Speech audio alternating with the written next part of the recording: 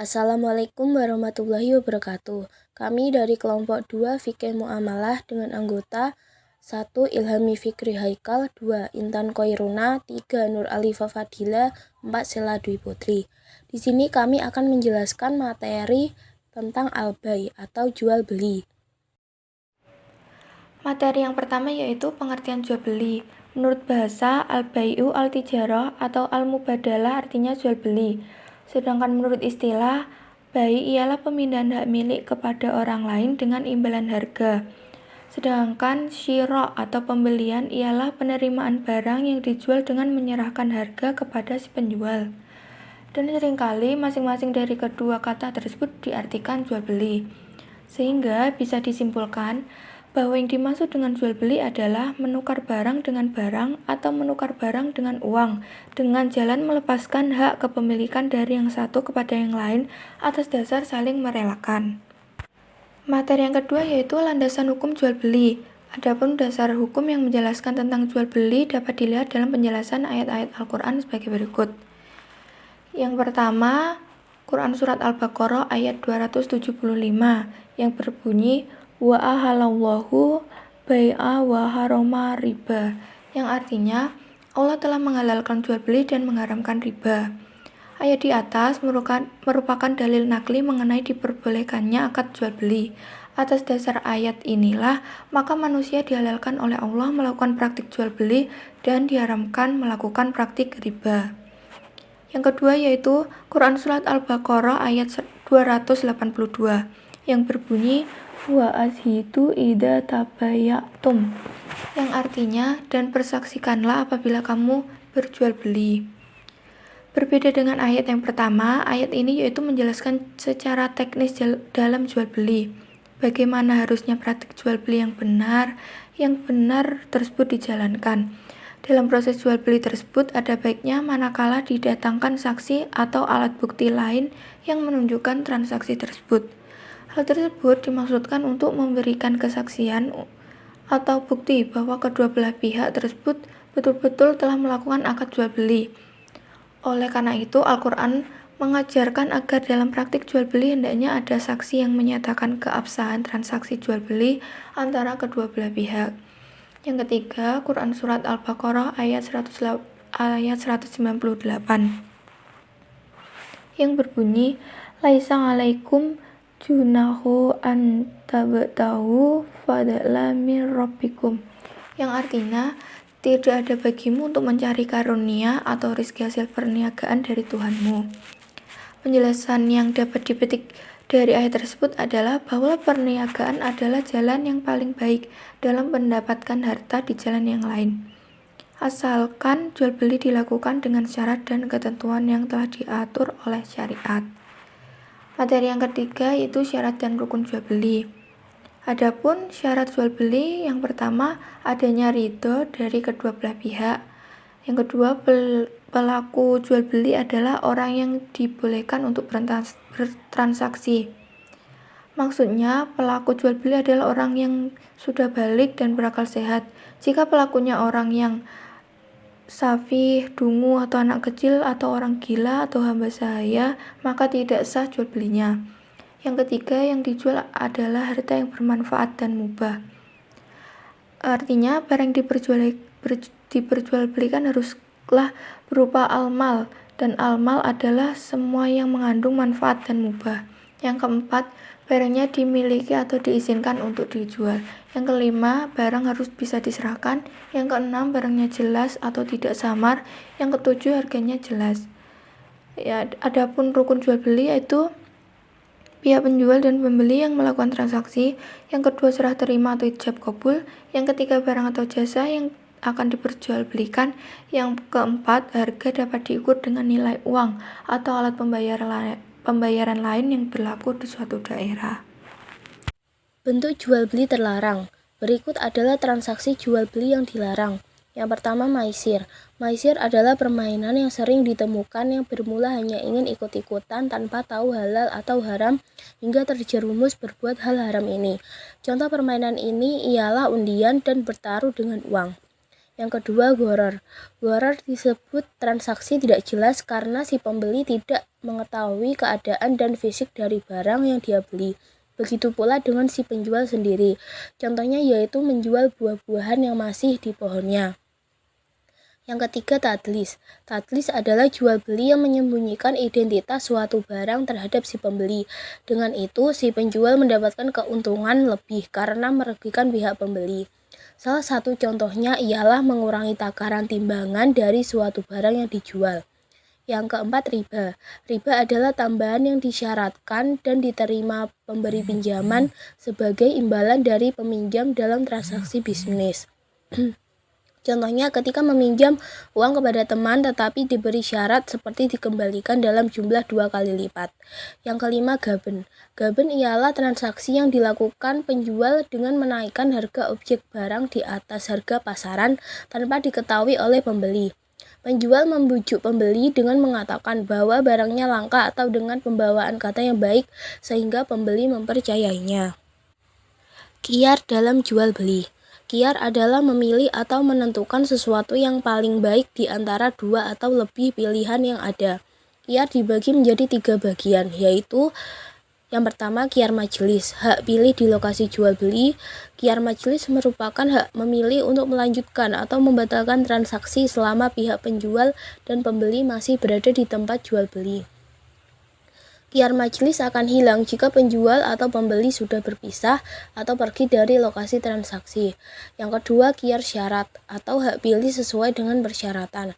Khiyar syarat adalah khiyar yang menjadi syarat pada saat akad jual beli dilakukan. Dalam khiyar ini, pembeli atau penjual menetapkan batas waktu tertentu untuk meneruskan atau membatalkan transaksi. Jika telah sampai batas waktu, maka pihak penjual atau pembeli harus memastikan apakah transaksi akan dilanjutkan atau tidak. Yang ketiga, khiyar aib atau hak pilih karena adanya cacat pada barang. Khiyar aib merupakan hak pilih untuk membatalkan atau meneruskan akad apabila terdapat cacat atau aib pada barang yang dijual beli. Namun kecacatan itu tidak diketahui pada saat akad pembelian berlangsung. Jika pembeli puas dan rela dengan cacat pada barang, maka khiyar ini tidak berlaku baginya. Sedangkan jika pembeli tidak merasa puas, maka penjual harus memberikan semacam ganti rugi. Materi selanjutnya yaitu macam-macam khiyar. Salah satu prinsip dalam jual beli menurut syariat Islam adalah adanya hak kedua belah pihak yang melakukan transaksi untuk meneruskan atau membatalkan transaksi. Hak tersebut dinamakan khiyar. Hikmahnya adalah untuk kemaslahatan bagi pihak-pihak yang melakukan transaksi itu sendiri, memelihara kerukunan, hubungan baik, serta menjalin cinta kasih di antara sesama manusia. Berikut merupakan macam-macam khiyar. Ada 2, yaitu yang pertama, khiyar ta'yin. Khiyar ta'yin merupakan hasil kesepakatan antara penjual dan pembeli untuk mengakhirkan atau penentuan pilihan objek transaksi dalam jangka waktu tertentu, dan hak tersebut hanya dimiliki salah satu pihak saja. Misalnya, seseorang membeli pakaian dengan 3 macam pilihan, namun si pembeli belum menentukan pakaian mana yang akan dipilihnya sampai jangka waktu 3 hari. Yang kedua ada khiyar ru'yah. Hanafiyah memperbolehkan khiyar ru'yah dalam transaksi jual beli, di mana pembeli belum melihat objek akad secara langsung. Jika pembeli telah melihat objek barang, maka ia memiliki hak untuk memilih, meneruskan akad dengan harga yang disepakati, atau menolak untuk mengembalikan kepada penjual. Khiyar ru'yah ditetapkan bagi pembeli ketika ia telah melihat objek transaksi, bukan sebelumnya. Materi selanjutnya yaitu kajian tentang bai. Jual beli dalam istilah fikih disebut dengan al-bai yang berarti menjual, mengganti, dan menukar sesuatu dengan sesuatu yang lain. Dalam bahasa Arab digunakan untuk pengertian lawannya, yaitu ada kata asyishira, yaitu beli. Hikmah disyariatkannya jual beli yaitu manakala uang, komoditi, dan harta benda tersebar di antara manusia seluruhnya dan kebutuhan manusia tergantung dengan apa yang ada di tangan temannya, ia tidak memberikannya tanpa ada imbalan atau pertukaran. Dibolehkannya jual beli dalam memenuhi kebutuhan hidup sehari-hari untuk mencapai tujuan dalam hidupnya.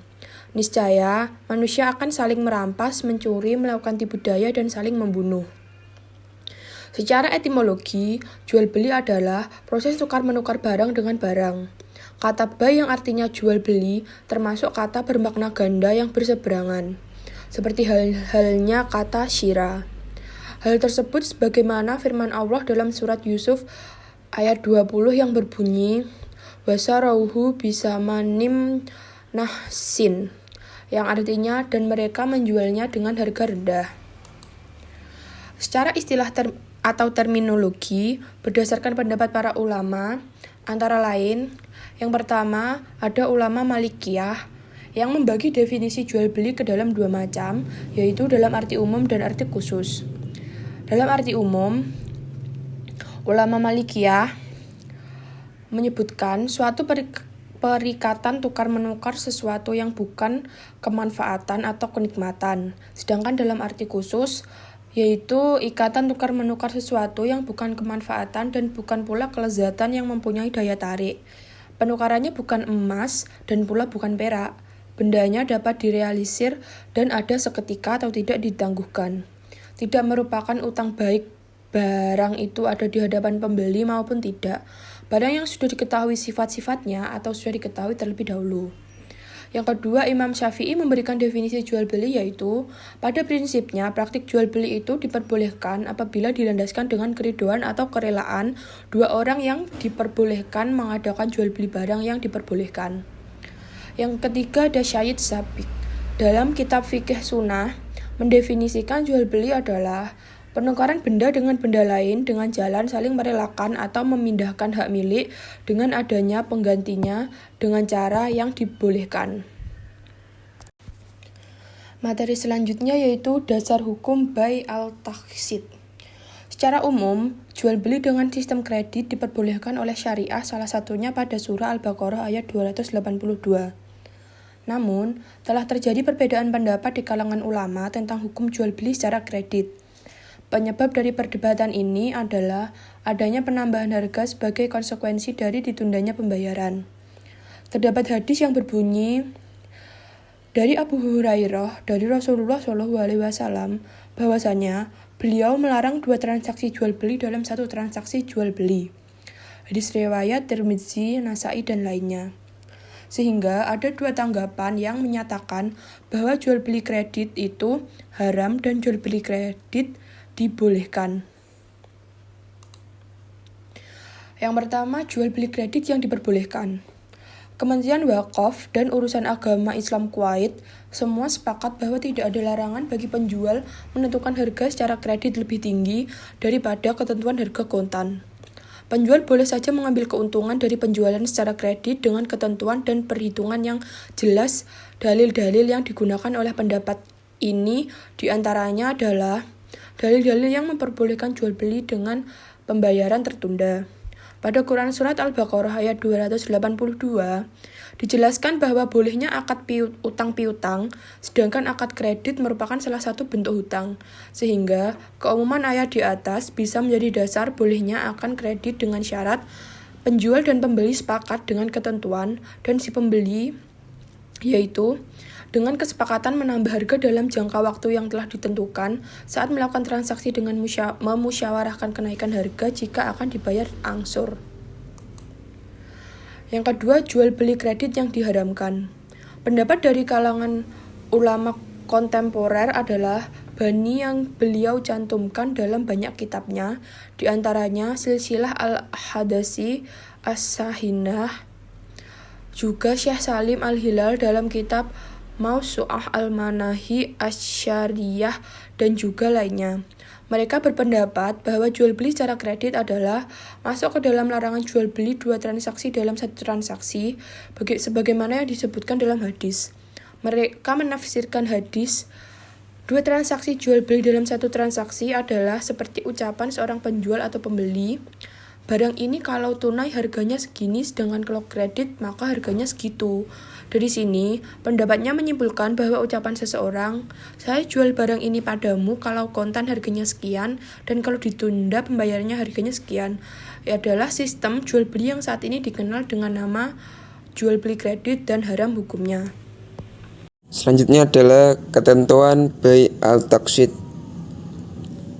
Yang pertama dengan sistem kredit dalam fikih. Menurut fikih Hanafiyah, harga bisa dinaikkan karena penundaan waktu. Penjualan kontan dengan kredit tidak bisa disamakan rumah karena yang ada pada saat ini lebih bernilai daripada yang belum ada. Pembayaran kontan lebih baik daripada pembayaran berjangka. Menurut fikih Malikiyah, Imam Asy-Syatibi, penundaan salah satu alat tukar bisa menyebabkan pertambahan harga. Imam Az-Zarqani menegaskan karena perputaran waktu memang memiliki bagian nilai sedikit atau banyak tentu berbeda pula nilainya. Syafi'iyah, Imam Syarazi berkata, kalau seseorang membeli sesuatu dengan pembayaran tertunda, tidak perlu diberitahu harga kontannya karena penundaan pembayaran memang memiliki nilai tersendiri. Fikih Hambali, Imam Ibnu Taimiyah berkata, putaran waktu memang memiliki jatah harga. Berikutnya lewat pihak ketiga. Kriteria pertama, barang yang dikreditkan sudah menjadi milik penjual. Dalam kondisi kredit mobil, pembeli boleh membeli mobil secara kredit dengan harga yang sudah ditentukan tanpa adanya denda jika mengalami keterlambatan. Antara pembeli dan penjual bersepakat kapan melakukan pembayaran. Kriteria kedua, barang tersebut bukan menjadi milik penjual namun menjadi milik pihak ketiga. Pembeli meminta bank untuk membelikan barang tersebut, lalu pembeli melakukan kesepakatan dengan pihak bank bahwa akan membeli barang tersebut dari penjual namun dengan syarat kepemilikan barang sudah berada pada bank, bukan lagi pada pihak ketiga, sehingga yang menjamin kerusakan dan selainnya adalah bank, bukan lagi pihak ketiga. Sekian presentasi dan penjelasan dari kelompok kami. Ada kurang lebihnya mohon dimaafkan. Wassalamualaikum warahmatullahi wabarakatuh.